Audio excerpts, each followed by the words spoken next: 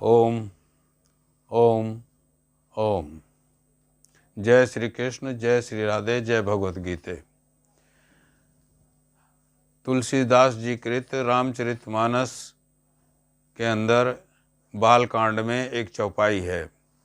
होई है सोई जो राम रच राखा, होई है सोई जो राम रच राखा, को कर तरक बढ़ावे साखा, बढ़ावे साखा। अर्थात भगवान ने जो रच रखा है वही होना है। तर्क करें, उसका विस्तार करने से कोई फ़ायदा नहीं है। जो भगवान ने बनाया है, जो जिस हिसाब से भगवान करते हैं उस हिसाब से होता है। यानी भगवान ने जो रच रखा है वही होता है। इस चौपाई में ये कहा गया है। तो ये चौपाई भगवान भोलेनाथ शिव जी ने जब सती के साथ वो भ्रमण करने के लिए जंगल में निकले हुए थे और उसी जंगल के अंदर राम और लक्ष्मण माता सीता की खोज कर रहे थे। वो लताओं से, वृक्षों से ये पूछ रहे थे, हे वृक्षों, हे लताओं, तुमने सीता को देखा है क्या? क्योंकि सीता को रावण हरण करके ले गया था। तो उसकी खोज में, सीता की खोज में वो टहल रहे थे इधर उधर और विलाप भी कर रहे थे। तो भगवान भोलेनाथ ने, शिव जी ने उनको दूर से ही देख करके माता सती को बोला कि देखो प्रभु वो जा रहे हैं, उनका दर्शन करो। माता सती कहने लगी कि ये तो जो है वृक्षों से बात कर रहे हैं, विलाप कर रहे हैं, और ये भगवान कैसे हो सकते हैं? तो शिव जी ने जो है उनको खूब समझाया कि विश्वास करो, ये भगवान ही हैं, ये श्री राम हैं, ये भगवान हैं और ये अपनी लीला कर रहे हैं। लेकिन सती ने विश्वास नहीं किया, उसने अविश्वास किया। जब उसने अविश्वास किया तो फिर जो है भगवान भोलेनाथ ने कहा कि नहीं मानते तो जाके देख लो भाई, अपनी परीक्षा करने चाहो परीक्षा ले लो।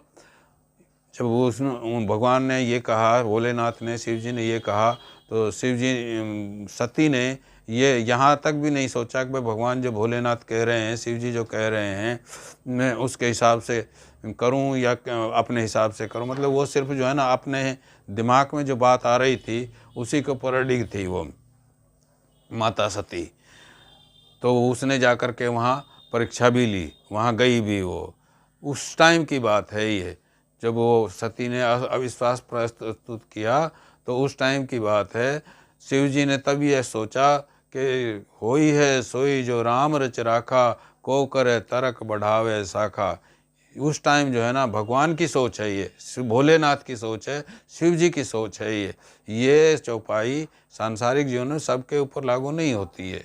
इस चौपाई का मतलब हम ये समझें कि भाई जिस प्रकार से भोलेनाथ ने उस कंडीशन की, उस परिस्थिति के अनुसार से वो चौपाई कही थी, उस परिस्थिति के अनुसार से ये संसार के अंदर सब पे लागू होती है। तो हमारे हिसाब से, हमारे विचार से ये जो है लागू नहीं होती है। क्योंकि भगवान जो है ना कभी भी ऐसी मतलब उनके अपने हिसाब से जो है वो नहीं करवाते कुछ भी। जो कर्म होते हैं हमारे, जिस कर्म को हम करते हैं, हमारे कर्म करने के हिसाब से वो संचित कर्म बन जाते हैं, संचय होता रहता है उन कर्मों का। और भगवान फिर बाद में जो है ना उन कर्मों को प्रारब्ध उनमें से कुछ ले करके, कुछ कर्मों को हमें प्रारब्ध के रूप में दे करके और मनुष्य जीवन में भेज देते हैं, मनुष्य योनि में। और मनुष्य योनि में फिर उन प्रारब्ध के हिसाब से भी वो मनुष्य दुख सुख पाता है, उस योनि को भुगतता है, उसमें अपने कर्म करता है। उसमें जो वर्तमान कर्म करता है उनमें से भी कुछ के परिणाम जो है उसको उस टाइम मिल जाते हैं या फिर संचित हो जाते हैं। कुछ संचित भी हो जाते हैं और कुछ का परिणाम उसी टाइम भी मिल जाता है, या फिर सारे संचित कर्मों में चले जाते हैं। तो ये भगवान का जो है अपना नियम है, वो कैसे करते हैं। लेकिन ये कहें कि जो भगवान ने रच रखा है वही होना है, और लेकिन भगवान स्वयं गीता में भी यही कहते हैं कि जो मनुष्य करता है, जो कर्म को करता है, वो कर्मों के हिसाब से ही उसको फल मिलता है। वही होता है जो वो कर्म करता है, मैं कुछ नहीं करता। गीता के अंदर भी ये स्पष्ट कहा हुआ है कि भगवान स्वयं नहीं करते कुछ भी। भगवान तो सिर्फ जो उसके कर्म हैं उस कर्मों को हिसाब से उसका परिणाम देते हैं, उसका फल देते हैं कि उसको आगे जा कर के अपने कर्मों के फल के अनुसार क्या करना है। विभिन्न जो योनियाँ मिलती हैं, विभिन्न प्रकार के जो है वो आकर के कर्म करता है। अब हमें प्रेरणा ज़रूर मिलती है अंदर से। भगवान जब हम कोई गलत काम करने जाते हैं तो अंदर से प्रेरणा मिलती है कि भाई इस कर्म को तू ना कर। एक बार तो प्रेरणा मिलती है गलत काम कोई होता है तो, लेकिन फिर भी क्योंकि हम संसार के अंदर रचे पचे होते हैं, जब रचे पचे होते हैं तो फिर हम जो हैं वही करते हैं जो हमारे दिल में बैठ जाती है, जो हमारी बुद्धि जो है ना फैसला करती है, जो हमारा मन कहता है वही करते हैं, और वो उससे वंचित रह जाते हैं जो करना चाहिए। हमें करना क्या चाहिए? हमें आकर के भगवान का स्मरण करना चाहिए, भक्ति भाव में रहना चाहिए, जप तप करना चाहिए, मतलब किसी प्रकार से भगवान से प्रेम करके उनसे हमें जुड़ना है। संसार से संबंध नहीं रखना है। संसार के अंदर तो आकर के अपना निर्वाह करना है और व्यवहार करना है, रहना है, और जैसे ही हमारा निकट समय आ जाए तो हमें चले जाना है। संसार का तो यहाँ तक का मतलब जो हमारा साथ है, असली साथ तो हमारा प्रभु के साथ है ना, असली संबंध तो हमारा उनके साथ है। तो हम अपनी इस मनुष्य योनि के अंदर आकर के जो हमें कर्म प्रारब्ध कर्म के हिसाब से जो हम आए हैं मनुष्य योनि लेकर के, उसमें हमें जप तप स्मरण ध्यान और आध्यात्मिक जो कार्य हैं वो करने हैं। उनसे ही हमारा उद्धार होगा, उनसे ही हमारा कल्याण होगा। मतलब कहने का ये हुआ कि जो भगवान ने हमें जिस हिसाब से, जिस पर्पज़ के लिए, जिस लक्ष्य के लिए भेजा है, जिस उद्देश्य के लिए हमें यहाँ भेजा है संसार के अंदर, उस उद्देश्य की पूर्ति को ही हमें करना है और हमें अपना कल्याण करना है। अब संसार में तो क्या व्यवहार होते रहते हैं, हमें कमाई भी करनी है, जीवन निर्वाह भी करना है, और व्यवसाय भी करना है, खेती बाड़ी भी करना है। कर्म तो बहुत हैं, सब तरह के कर्म हैं। बहुत से कर्म पापी ऐसे भी होते हैं, अननेसेसरी किसी को मारते रहते हैं, और भक्षण भी जो है ना मांस का भी करते हैं, बहुत से जो है ना ड्रिंक भी करते हैं, तो ये भी कर्म हैं। तो इन कर्मों से तो हमारे जो है ना उद्धार होने वाले नहीं हैं। तो इन कर्मों के बेस पे ही जो है हमारे अगला जो योनि है वो मिलती है। तो भगवान का कहने का मतलब यही है, यही चीज़ गीता में कही गई है। अब गीता के अंदर जो है ना ये बताया गया है कि जो तू कर्म करेगा उसी हिसाब से तुझे आगे फल मिलेगा। तेरे कर्म ही तेरे भाग्य को बनाएंगे।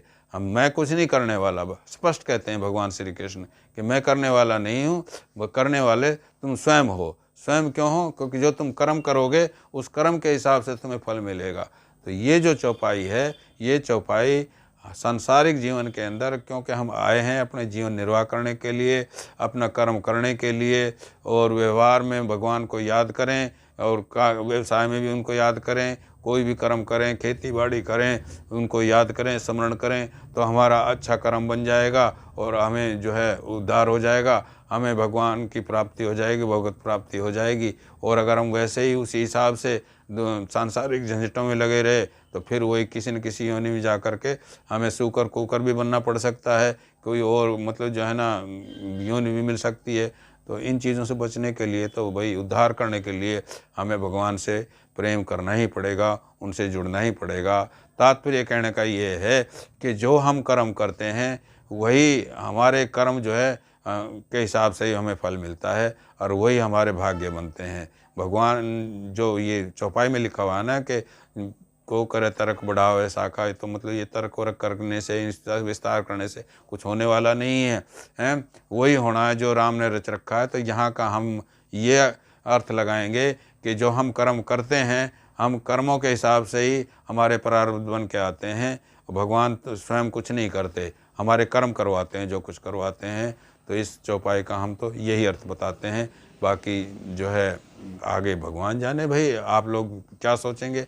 हम तो आपको यही कहेंगे कि भाई जो है ना अपने कर्म अच्छे करो और भगवान से जुड़ो और अपनी योनि को सुधारो, उद्धार करो और भगवत प्राप्ति करो। जय श्री कृष्ण, जय श्री राधे, जय भगवत गीते, जय गौ माता, जय गुरुदेव।